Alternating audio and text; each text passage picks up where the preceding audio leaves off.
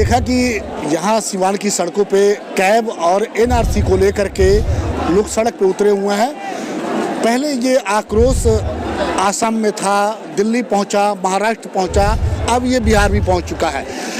आप बताइए सर कि ये जो जिस तरह से बिल को लाया गया है और पूरे देश में जो आगजनी की आग के हवाले कर दिया गया है, क्या कहना चाहेंगे? देखिए, एनआरसी जब देश में कोई चुनाव होता है तो भारतीय जनता पार्टी के लोग कोई ना कोई योजना ला करके देश को हिंदू और मुसलमान में बांटना चाहते हैं। क्योंकि झारखंड में इनकी बुरी स्थिति है, ये नहीं जीतने जा रहे हैं तो सब मंदिर ख़त्म हो गया, मस्जिद ख़त्म हो गया, सब इनका मुद्दा ख़त्म हो गया तो एनआरसी ले आए।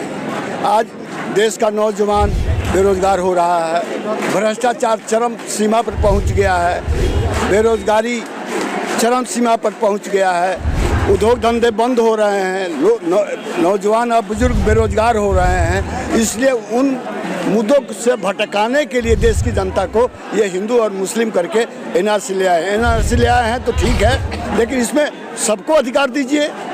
आप क्यों कुछ को दीजिएगा, कुछ को छोड़ दीजिएगा?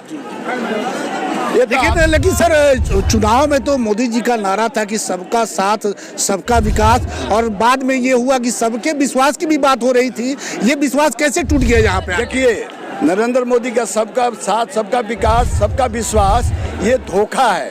ये गुजरात के व्यापारी हैं, ये व्यापार की तरह देश की राजनीति को चलाना चाहते हैं। जनता इनको पहचान चुकी है।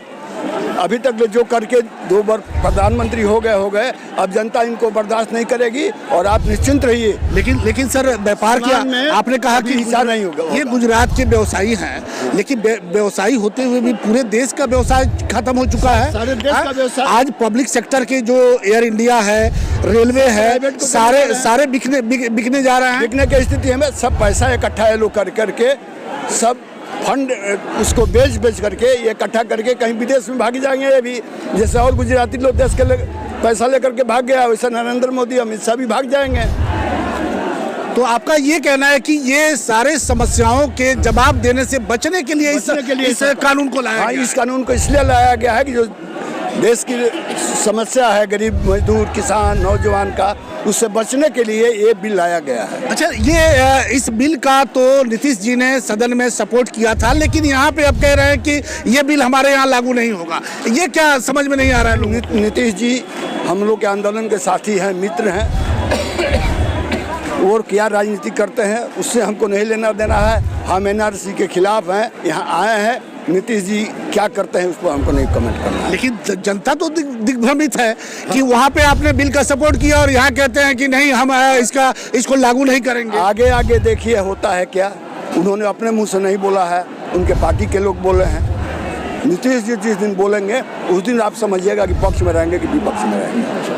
क्या आपको लगता है कि ये जो अभी देश में आग लगी हुई है, इसका असर आने वाले 2020 के चुनाव में जो बिहार में होने वाले हैं उस पर पड़ेगा?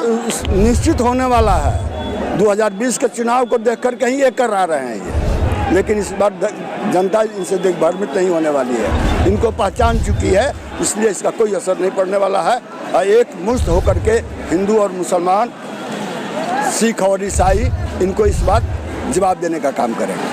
आपको क्या लगता है कि इस तरह से जो प्रदर्शन हो रहा है, ये नीतीश आपको नरेंद्र मोदी की जो सरकार है वो इस बिल को वापस ले लेगी? देखिए, नरेंद्र मोदी बिल को वापस ले या न ले, एक मैसेज तो देश और विदेश में चला गया है कि एनआरसी के विरोध में बिहार के लोग हैं, समझे। और नरेंद्र मोदी बहुत तिक्रमी पॉलिटिशियन है, उनके तिक्रम को लोग पहचान चुके हैं, इसलिए अब कोई असर नहीं होने वाला है। आज उनके लोग नहीं है तो कहाँ दंगे कुछ हो रहा है, मारपीट हो रहा है। लोग शांति से आकर के नारा लगा रहे हैं, अपने अपने घर जाएंगे, भाषण सुनेंगे, अपने अपने घर जाएंगे। वो लोग घूस करके इसको बदनाम करने के लिए तमाम जगह के जुलूसों को वो लोग करवा रहे हैं। आपने देखा कि अभी हमारे साथ थे आपको विक्रम कुंवर साहब, जो बिहार सरकार के पूर्व मंत्री थे। साफ शब्दों में कहा कि ये केंद्र सरकार के अपनी जवाबदेही से बचने के लिए इस तरह के काले कानून को लेकर के आई है, और उसी का नतीजा है कि आज लोग सड़क पर उतरे हुए हैं। अब देखना है कि इन सड़क पे, सीवान की सड़क पे, देश की सड़कों पे, दिल्ली की सड़कों पे, आसाम की सड़कों पे जो लोग उतरे हुए हैं, इनकी आवाज़ केंद्र सरकार के कानों तक जा पाती है या नहीं, ये तो आने वाला समय बताएगा।